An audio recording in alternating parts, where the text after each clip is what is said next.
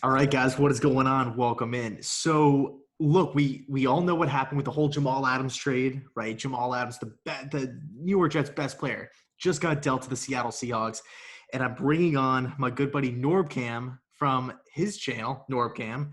How you doing, man? Oh man, I'm doing great. After we got Jamal Adams, I'm doing even better. So I'm super excited. I can't wait to see this guy on the field. So yeah, I'm super stoked, man. I'm hoping everything as advertised because my expectations are through the roof. But yeah, it's a pretty exciting day to be a Seahawks fan for sure. Right, right. So the thing is with this trade, right? We everybody knows, fans, coaches, players, everybody knows Jamal Adams is a beast. You guys are obviously getting a major upgrade on the defensive side of the football. Multiple time Pro Bowler. This Adams is the real deal. He's a stud. But there was another player included in the deal, Bradley McDougald, right? Same position, safety. A lot of people don't know much about McDougald, including myself, right? This is one of the guys who I always he would kind of flash when I'd watch the Seahawks defense. I know he's around 6'1". He went to Kansas, a little bit over 200 pounds. Seems like a versatile guy who always is kind of in the same or always kind of in the right place at the right time, if that makes sense. What were your thoughts on Bradley? To be honest, if you watch my reaction video right as the news broke, to be honest, I was a little bit concerned. I was concerned about the fact that we gave up 2 first-round draft picks, but then when they said Bradley McDougald, that actually was what hit me, because in my mind going into 2020, he was one of the guys that I figured, okay, he's one of the key guys in the secondary. Quandre Diggs, I love him at free safety, but Bradley McDougald, he was kind of like, okay, we need him in there, and we'll see how it all goes with the rest of the guys. Maybe if we do a trade back when I didn't think this was going to even really happen, I thought, well, maybe they could give up Marquise Blair because he hasn't really proven himself, but I didn't think they would touch Bradley McDougald. So when his name came up that he got traded, I got bummed out because I really like Bradley McDougald for a couple of reasons. But one, he's one of those guys who's been very consistent. He's been decent on the on pass coverage because he got 3 interceptions in 2018, 2 interceptions in 2019. But I think really his strength, he's a really good tackler. He's a really good, sure tackler. And so I think he's one of those guys who, no matter what team he plays for, he's going to be a solid guy. I mean, you're not, obviously you can't replace Jamal Adams pound for pound, but you're getting a guy who he is, in my book, he was our starting safety, and he will be a starting safety in pretty much any team. So I really liked him, and I'm going to miss him because he was not just for what he did stats-wise and performance-wise, but he was a good leader on the team as well. Durable. He played all 16 games in 2018. I think there was only a couple of games that he, was out for, didn't start in last season. But he's been pretty much reliable and one of those names that you just count on him being in there, being in the right place, not giving up, the big play. So yeah, he's a great player. So you guys, besides the 2 first-round picks and the third-round pick, he's a great player to throw into the mix. And so I think you guys will get to know him soon enough. But he's definitely a player that not a lot of people know about. But in my opinion, he was actually one of the better secondary players on the Seattle Seahawks.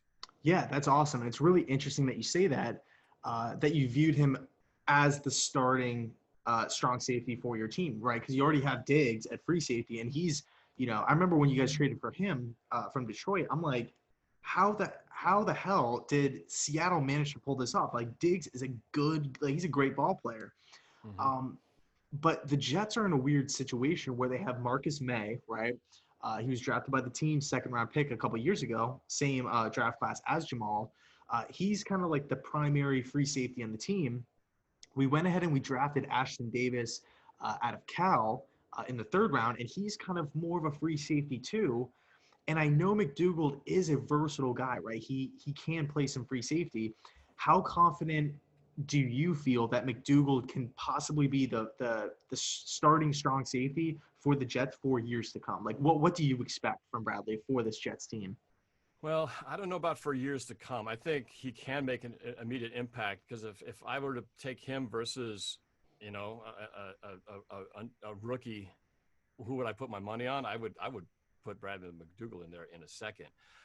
He's 29 years old, so age is not to his advantage, obviously, long-term wise compared to Jamal Adams, who's I think 24. So it's hard to look down the road knowing that 30 is right around the corner, how much longer we'll be able to, to keep up with it. He just plays a different game. To me, he's not the kind of player that Jamal Adams is, because Jamal Adams is like what Cam Chancellor, which I'm wearing the jersey of in honor of awesome free safeties, one of my favorites of all time. But Cam Chancellor, Jamal Adams, these are guys who are, I don't think you ever look at them as coverage guys. These are guys who they play the box. They're great on run defense. They can hit people, can light up the quarterback as necessary. And Bradley McDougald isn't really, I don't think that was really his strength. He had like a half a sack in 2 years. So he's not the pressure the quarterback blitzing kind of guy. And I don't think he's really the, be the enforcer, sort of impact hit, knock guys down, but he's a sure tackler. He's just not the big hit, kind of be that dominant body in there. And to me, that's what being a strong safety is all about. So yeah, depending on how they decide to use him, and I'm not familiar with the draft picks that you're referring to and how his style of game compares, but it's going to be different. So however they use Jamal Adams, I don't think you can just plug him in and expect he's going to do the same thing. You're not going to get the same performance if you're expecting him to just do what Jamal Adams did, because Jamal Adams did some things that only Jamal Adams can do. And I don't think Bradley McDougald could do. So you have to kind of adjust he's gonna have to adjust the scheme to fit his strength. And it's just, like I said, he's a good tackler, but he's not that at the line of scrimmage, real, like rush the quarterback and get in there and kind of a guy. So it's just gonna be different. It's a different kind of game, but he's solid. And like I said, he's better in pass coverage, I think, in that regard.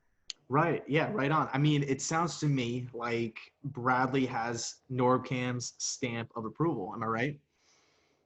Yeah. Like I said, I didn't want to see him go. And it's just because we haven't had the guy who, to me, said, oh, we've got the guy who's going to take over. I was hoping Marquise Blair would be that guy. And obviously, for whatever reason, he didn't. And we're hoping he'll step up in the next couple of years here. But now that we got Jamal Adams, I'm not worried about that. I don't have to worry about, I hope this turns out, because Bradley McDougald was the guy.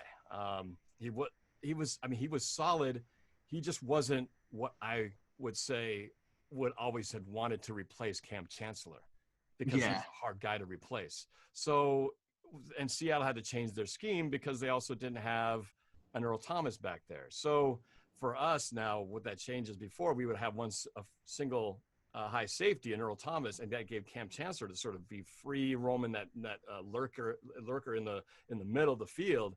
Where now, as we've kind of had more of this sort of split, two safeties deep and not so much of that presence in the middle. Whereas now I feel like we can go back to what worked so well for us for so many years, having Quandre Diggs at free safety and now having Jamal Adams patrolling the middle. But again, I just don't think that worked for us. We didn't do it that way because I don't think we have the personnel to do it. So again, if that's what they're trying to do, Bradley McDougald may not be that guy. He's better, I think, in a scheme that has more coverage and not necessarily the guy that's trying to defend and patrol the middle of the field. Yeah, perfect. Sounds good. Well, that's what the Jets need. So this was actually one of those trades where I feel like, I know a lot of people were commenting in the my initial reaction video of the trade. A lot of people were saying the Jets ripped Seattle off. The Jets won the trade by a mile and stuff like that. But I think when you take a step back and you look at it from both teams' perspectives, I don't think that and of course, I'm not speaking for everybody here, but I think that a lot of Seahawks fans are happy with this move. I mean, yeah, you guys gave up a huge haul, but at the end of the day, you are literally acquiring the best strong safety in the league at age 24 with 2 years left on his rookie deal. So I think this is a really solid deal for both teams. I really do. I do too. I know there's some people who, I think a minority of people are skeptical about what we gave up. But in my opinion, look, the Pro Football Focus had Seattle going into 2020 as the worst defense. They ranked us 32 overall going into 2020, which shocked me when I found that out. But at the same time, we were not very good. We were in the high 20s in terms of our performance in 2019. Something had to happen. And we didn't do much to address the secondary in the offseason. We did get Quentin Dunbar, and that's worked out great. He pays, Yeah. I don't know what's going to happen there, but he got in all that legal trouble, so we got to deal with that stuff.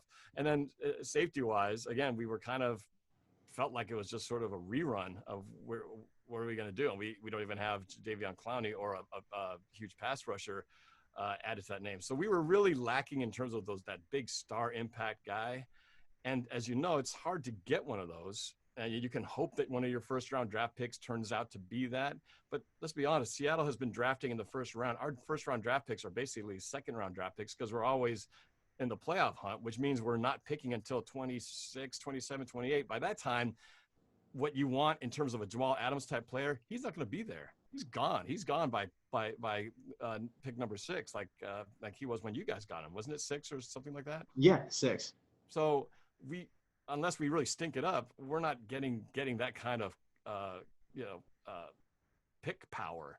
So to get a guy now who, as you said, arguably is the best strong safety in the entire NFL, there's no way we're getting that unless we're willing to give up a bunch to do it. And I feel like if there's a time that we needed to get it done, is the time when our defense is looking like the worst defense in the league, which is such a fall off from being the number 1 defensive league only, not just a few years ago.